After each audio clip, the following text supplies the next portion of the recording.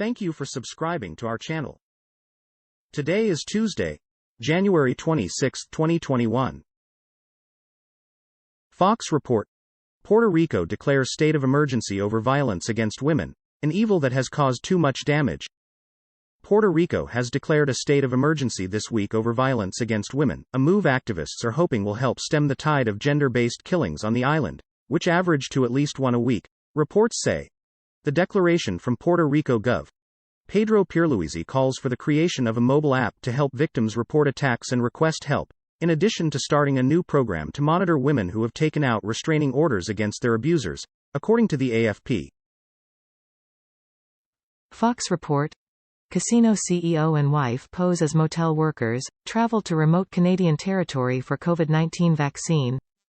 A 55-year-old Canadian casino CEO resigned after he and his 32-year-old wife were nabbed for misleading authorities by traveling to a remote territory near Canada and posing as motel workers in order to get a COVID-19 vaccine. Rod Baker, head of the Great Canadian Gaming Corp., a $2 billion company, and his wife, Ekaterina, flew from Vancouver to the Yukon Territory, on the border of Alaska, for the vaccine. Deutsche Welle report. Tajikistani IS cell member in Germany jailed for 7 years. A German court on Tuesday sentenced a man to 7 years in prison over plans to shoot dead a critic of Islam as part of an Islamic State terror cell.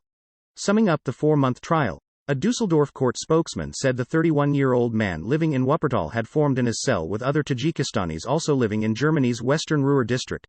The accused had later handed a functioning semi-automatic pistol over to another cell member for use in a planned attack that was foiled through police investigations, said the spokesman. The court also found that he with others, motivated by jihadist radicalism, had planned a contract murder in Albania in 2019 to earn funds for the IS movement. CNN report. Pizza buffet chain Cicis files for bankruptcy. Cicis, a restaurant chain best known for its pizza buffets, has filed for bankruptcy. In a court filing late Monday, Cicis blamed its Chapter 11 filing on the unpredictable and unprecedented scale of the pandemic, which decimated its bottom line and customer demand because it relies heavily on its dining rooms. The Texas-based company has more than 300 locations in 26 states, a sharp decrease from the roughly 650 restaurants it owned about a decade ago. Al Jazeera report. Former PSG boss Thomas Tuchel named new Chelsea manager. Thomas Tuchel has become the latest manager to take over the Chelsea hot seat, with the Premier League club confirming the German as Frank Lampard's replacement on Tuesday. Lampard was sacked by Chelsea on Monday, halfway through his second season in charge, after being unable to replicate his success as the club's record scorer in his first Premier League managerial job. Tuchel, the 47-year-old former Borussia Dortmund and Paris Saint-Germain coach, has agreed to an 18-month contract with the option of another year, the West London club announced. BBC report. Coronavirus, Germany rejects mixed up reports on AstraZeneca jab. AstraZeneca, a UK-Swedish company, described the reports as completely incorrect, while the health ministry said key data had been misreported. The media reports quoted anonymous German government sources. They come amid tension between the EU and AstraZeneca over vaccine supplies. German Health Minister Jens Spahn has called for fair distribution, and UK Vaccine Minister Nadhim Zahawi warned of the dead end of vaccine nationalism. Deutsche Welle report. India farmer protesters clash with police on Republic Day. Protesting farmers descended on India's capital Tuesday, driving in long lines of tractors, riding horses or marching on foot, to demonstrate against agricultural reforms proposed by Prime Minister Narendra Modi's government. New Delhi police fired tear gas at the protesting farmers after they broke through barricades and stormed the historic Red Fort, waving farm union flags from the fort's ramparts. CNN report. Target drops chalco coconut milk over allegations of monkey labor. Target is the latest major retailer to stop selling chalco coconut milk following accusations that its manufacturer uses monkey labor. In a statement Monday, PETA said the retailer dropped the product because an investigation conducted by the nonprofit organization found that the Thailand-based Theppadungporn Coconut Co. has been exploiting monkeys and lying about it. Target joins Costco, which dropped the milk in October. Al Jazeera report. Cyclone Eloise affected 250,000 people in Mozambique, says UN. A tropical cyclone that struck central Mozambique last week has affected 250,000 people, a sharp increase over initial estimates, according to a UN official. Murta Collard, the UN's resident coordinator in Mozambique, added on Tuesday that 18,000 people were internally displaced after Cyclone Eloise made landfall in the early hours of Saturday. Yesterday, we were mentioning 170,000 people affected. BBC report. Capitol riot. Police chief apologizes for pro-Trump riot. The department prepared in order to meet these challenges, but we did not do enough, said Yogananda Pittman, who took over when the ex-chief resigned. Despite strong potential for violence, the force did not adequately prepare for a terrorist attack, she said. 5 people, including a Capitol Police officer, died in the riot.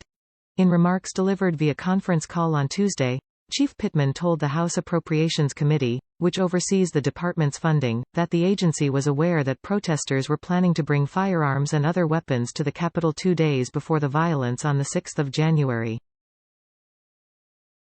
Al Jazeera report. Biden's commerce nominee promises aggressive action on China. The U.S. must take aggressive steps to combat China's unfair trade practices while also investing in American manufacturing to return production to the country, said Gina Raimondo, President Joe Biden's nominee for Commerce Secretary. China has clearly behaved in ways that are anti-competitive, dumping cheap steel and aluminum into America, which hurts American workers and hurts the ability of our companies to compete, Raimondo, who has served as governor of Rhode Island since 2015, said Tuesday at her confirmation hearing before the Senate Commerce Committee. BBC report. Kenyan Mansur Mohammed Surer charged in U.S. over $7 million smuggling ring. Mansur Mohammed Surer was part of an international conspiracy, responsible for the slaughter of more than 100 elephants and dozens of rhinos. Federal prosecutors in New York say it allegedly amounts to an estimated $7.4 million £5.4 million amassed over 7 years. Money was paid to and from foreign customers by international wire transfers, some which were sent through U.S. financial institutions, prosecutors say. Deutsche Welle report. EU's Ursula von der Leyen calls for Paris-style agreement for biodiversity. European Commission President Ursula von der Leyen proposed a global species protection accord along the lines of the Paris Climate Agreement while addressing the World Economic Forum (WEF) on Tuesday. Speaking via video, von der Leyen said the measure could be debated at this year's UN Biodiversity Summit in China.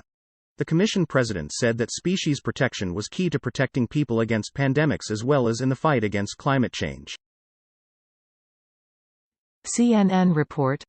COVID-19 has killed 100,000 people in the UK. Experts say the government is still getting it wrong.